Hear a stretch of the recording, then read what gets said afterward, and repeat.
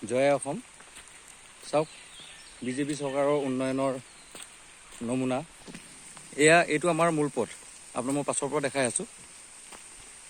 এইটো মহৰী কেম্পৰ পৰা অহা মূল পথ। মহৰী কেম্পৰ পৰা সোণাপুৰলৈ অহা মূল পথ। ইয়াত বসবাস কৰে আপোনাৰ একেবাৰে কমেও 7,000 মান মানুহ ইয়াত বসবাস কৰে। আৰু সেয়া এটা কালভাৰ বনাই আছে। মূল পথৰ কালভাৰটোৰ মাজতে ভাগি থাকিল। আৰু এইটো পথ চাওক, এইটো পথেৰে আমাৰ শিক্ষাৰ্থীসকল এইটো পথেৰে অহা যোৱা কৰে। শিক্ষাৰ্থীসকলেই নহয়, অন্যান্য কামলৈ যোৱা বা যিকোনো দিশলৈ যোৱা, সেয়া চাওক স্কুটি লৈ আহিছে।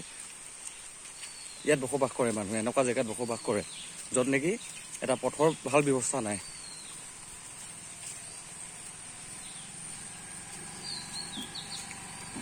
মহেন্দ্ৰ দা, কেনেকুৱা লাগিছে ৰাস্তা?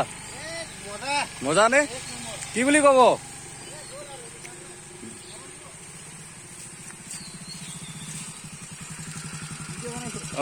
মজা লাগিছে নে ৰাস্তাটো? কি বুলি ক'ব আৰু ইয়াত উপায় নাই। চাওক জনতাৰ অৱস্থা চাওক, কি অৱস্থা হৈছে জনতাৰ। ভোট খুজিব সময়ত কিন্তু ঠিকেই ঘৰে ঘৰে আহি দামী দামী গাড়ী লৈ আহি ভোট খুজিয়ে, কিন্তু এতিয়া চাওক, তেতিয়াতো তেখেতলোকে এই ৰাস্তাটো নেদেখাকৈ চকু মুদি অহা নাছিলে, চকুটো মেলিয়ে আহিছিলে। কিন্তু এতিয়া কি কৰিছে?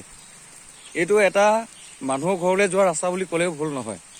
এই মানুহৰ ঘৰলৈ যোৱা ৰাস্তাইদি আহি আপোনালোকক মই সমগ্ৰ দৃশ্য দেখাম। বতৰটো খুব বেয়া, মই তিতি আহি আছোঁ এতিয়া। কাৰণ কিয়, যদি মাত নেমাতো তেতিয়া এনেকেই থাকি যাব। আৰু ক'বলৈ বাকী নাই, কি বুলি ক'ম। চাই থাকক আপোনালোকে সমগ্ৰ দৃশ্য।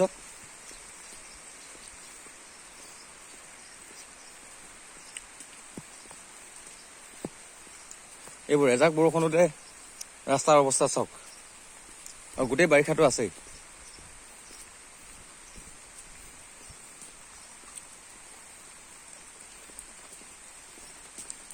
আৰু এনেকৈ থাকিলে আপুনি আকৌ এবাৰ এই বুলি যে কয়, বুকু ফিন্দাই আমুক চৰকাৰ তামুক চৰকাৰ বুলি, এইটো আপুনি কেনেকৈ ক'ব কওকচোন?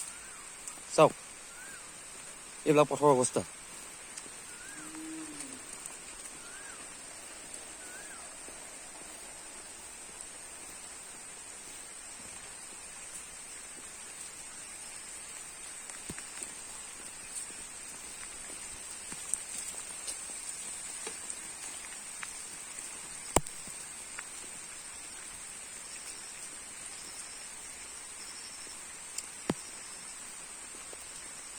এই লোকৰ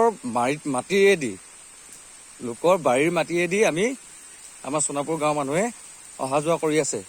চাওক, কম লাজৰ বিষয়। উন্নয়নৰ কথা কৈ বম ফুটাই থকা বিজেপি চৰকাৰৰ আপোনালোকে নমুনা চাওক। এইবোৰ ৰাস্তাৰ অৱস্থা। বাহনী তলেৰে অহা যোৱা কৰি থকাৰ পাছতো আমাৰ বিজেপি যিসকল লিডাৰ আছে, তেখেতলোকে কোনো ধৰণৰ মান মতা নাই। চাওক, সেই পথাৰেদি টমটম আহি আছে। আৰু ঠিক আছে, এতিয়া বৰ্তমান এফালেদি আহি আছে। যদি এইখিনি পথত হাল বাই দিয়ে তেতিয়া কোনফালৰ পৰা আহিব তেতিয়া দেখা যাব। বাবা, কেনেকুৱা ৰাস্তা? বহুত ভাল ন? বাৰু চাওক, সেইফালেদি অহা যোৱা কৰি আছিল। এতিয়া ৰাস্তা অৱস্থা দেখি এইফালৰ পৰা আকৌ বেলেগ এটা ৰাস্তা উলিয়াইছে। ইয়াত যদি জেওৰা মাৰি দিয়ে তেতিয়া কোনফালৰ পৰা অহা যোৱা কৰিব চিন্তা কৰি চাওক। এইখন পথাৰ। বৰ্তমান সমগ্ৰ সোণাপুৰৰ অঞ্চলৰ মানুহে এই পথাৰৰ ৰাস্তা উলিয়াবলৈ বাধ্য হৈছে। আপোনালোকে চিন্তা কৰি চাওক। কিন্তু আমাৰ এই সোণাপুৰ কুঁৱাৰী যে আছে, কুঁৱাৰীৰ পৰা ৰাজহ কিন্তু ঠিকেই বুটলি আছে চৰকাৰে। কুঁৱাৰীৰ পৰা ৰাজহ ঠিকেই বুটলি আছে আৰু মাছৰ মহলৰ পৰা ৰাজহ ঠিকেই বুটলি আছে। কিন্তু এই পথৰ কোনো ধৰণৰ বিহিত ব্যৱস্থা গ্ৰহণ কৰা নাই। কেনেকুৱা ৰাস্তা? বঢ়িয়া। চাই লওক, তিতি আহি আছো, একো নাই। চৰণীয়া পথাৰেদি অহা যোৱা কৰিছে আমাৰ সাধাৰণ জনতা। চাই লওক কিমান ৰামটাঙৰ, কেনেকুৱা মাৰ মাৰিছে চাওক চৰকাৰে আমাক। চাই লওক, পথাৰৰ মাজেৰে মানুহে অহা যোৱা কৰি কিমান ভাল পাইছে। আৰু এটা ৰাস্তা আছে, সেইফালৰ পৰা আহে। যদি হাল বাই দিয়ে, যেতিয়া মানুহে খেতি কৰিব তেতিয়া কোনফালৰ পৰা আহিব? চাওক মানুহৰ অৱস্থা। মুখ্য ৰাস্তা থকাৰ পাছতো কেনি অহা যোৱা কৰিবলগীয়া হৈছে। এইবোৰ চাওক খাল হৈ গৈছে পথাৰত। কাইলৈ পৰহিলৈ যেতিয়া ইয়াত হাল বাব তেতিয়া কোনফালৰ পৰা অহা যোৱা কৰিব মানুহে?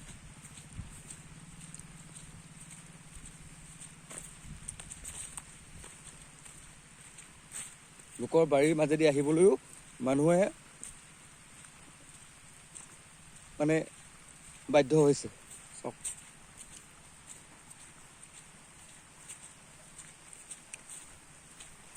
এয়া চাওক স্কুলৰ ল'ৰা ছোৱালী গৈ আছে। এয়া চাওক এতিয়া যদি সি পৰি যায় তেতিয়া কি হ'ব আপুনিতো এবাৰ নিজে ভাবিছে। বগা চাৰ্ট পিন্ধি আছে এইবিলাক ল'ৰা ছোৱালী চাওক।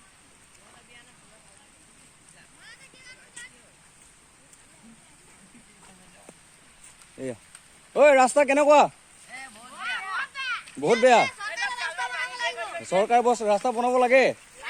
অঁ ঠিক আছে, বনাই দিব বাৰু চৰকাৰে ৰাস্তা। চাই লওক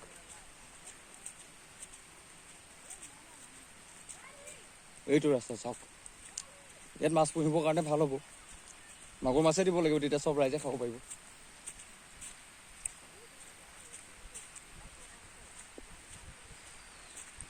এইটো আকৌ এইকণৰ পৰা এইকণলৈ অকণ বনাই থোৱা আছে, কিন্তু এইটোতো ইয়াত উলিয়াই দিয়া নাই। সেইখন গাড়ীৰ অৱস্থা চাওক।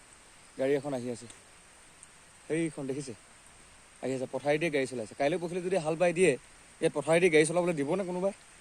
চাই লওক কেনেকুৱা হৈছে ৰাস্তা।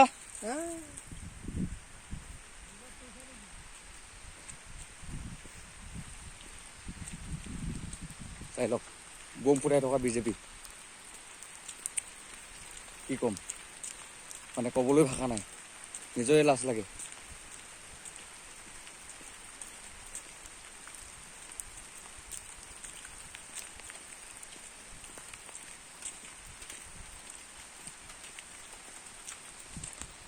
ঠিক আছে, মই পূৰা ভিজি আহি আছোঁ। আজিলৈ ভিডিঅ'টো মই ইমানতে সামৰিছোঁ।